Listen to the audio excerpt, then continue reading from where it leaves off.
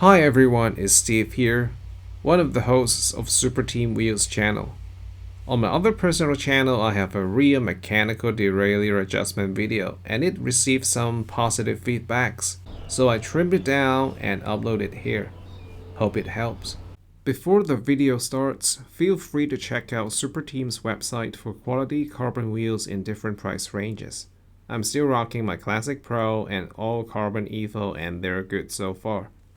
Welcome back to the rear derailleur adjustment. This is a remake, so I hope I can explain everything quickly yet thoroughly so that different kinds of bike users can understand easily no matter with or without a bike repair stand. When adjusting the barrel adjuster on road, normally you don't need any tools. But for complete adjustment, you need a 5mm Allen key / hex wrench, Phillips head or flat head screwdriver. You might also need smaller Allen keys or 9mm spanner. Some mounting bolts use T25 torque keys. First, take a look at the most commonly used barrel adjuster on road. Shimano derailleurs usually have one on them. Shifters or bike frames may also have one. SRAM derailleurs like this X5 is missing the barrel adjuster, so please adjust according to your own bike structure. Counterclockwise cap opening rotation increases tension to make the guide wheel move left.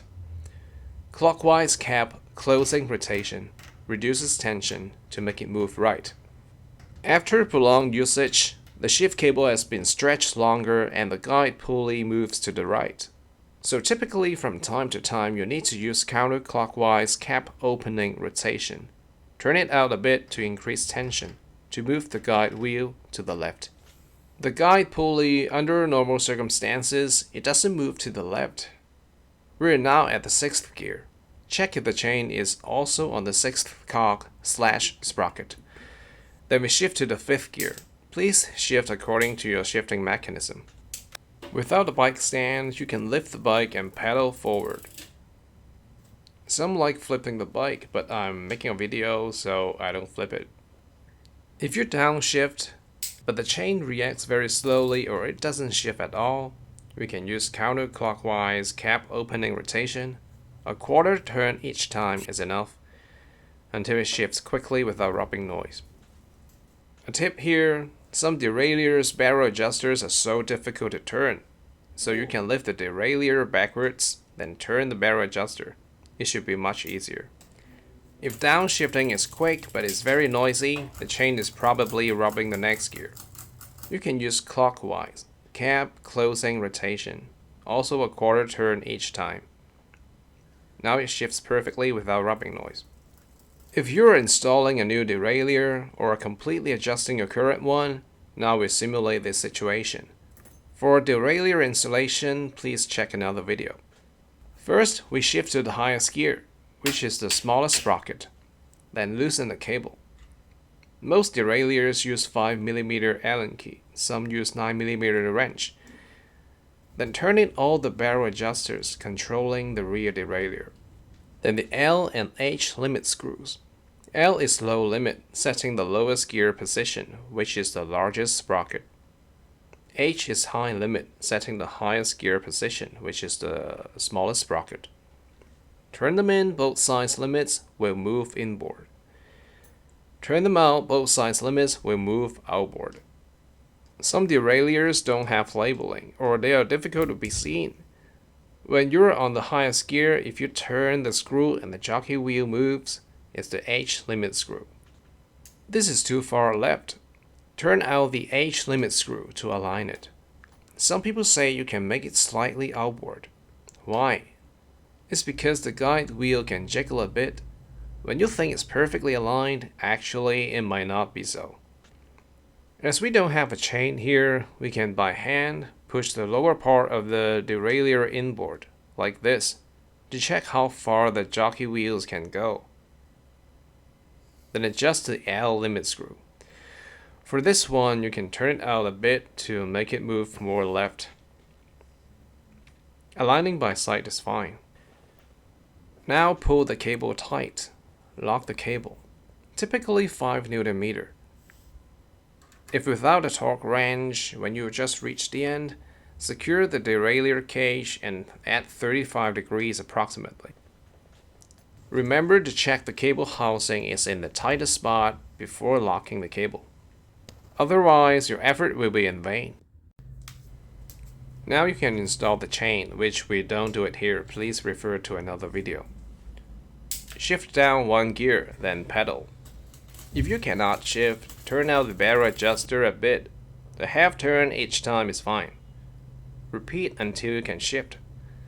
Some people say the chain falls off on the largest cock side. When you're at the lowest gear, press the downshift button to see if there is any movement. That is a necessary limit space. If so, adjust it. Turn in the L limit screw a little bit until it moves, then fine adjust it to align it by sight.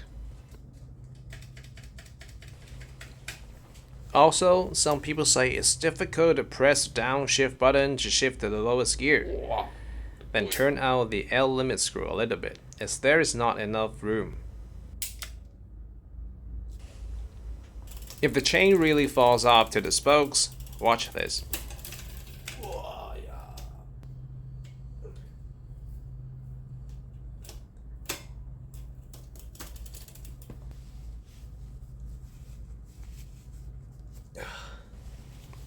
Test all gears. If it looks good and sounds good, it's good. It doesn't have to be laser accurate. Now the B tension screw, which sets the height of the guide pulley. Not every derailleur has one, especially low-end ones. Turning the screw, you can increase the distance between the cassette and the guide wheel. Turn it out, you decrease the distance. It is recommended to be 5 to 10 mm. Some say the closer, the faster when shifting, but I'm afraid of the chain wear and the sprocket wear, so I set it to about 8 mm. If you haven't installed the derailleur and you want to set it to the most perfect spot, turn the B screw to the middle.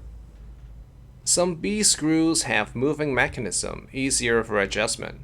But if you are still worried it will put too much stress on your components, you can pull back the derailleur a little bit and adjust using the other hand.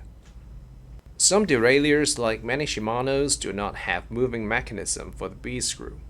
So it's a good idea to loosen the mounting bolt just a little.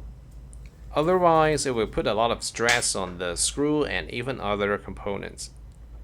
After adjustment, push the derailleur downwards and lock the bolt. Adjustment is now basically complete. Some entry-level derailleurs like this one, no matter how you tune it, is slow and clunky. If you want to upgrade, I recommend this one. Cheap, sturdy, durable, and very responsive. If your barrel adjuster completely falls out or is stuck, loosen the cable, then turn it in like this.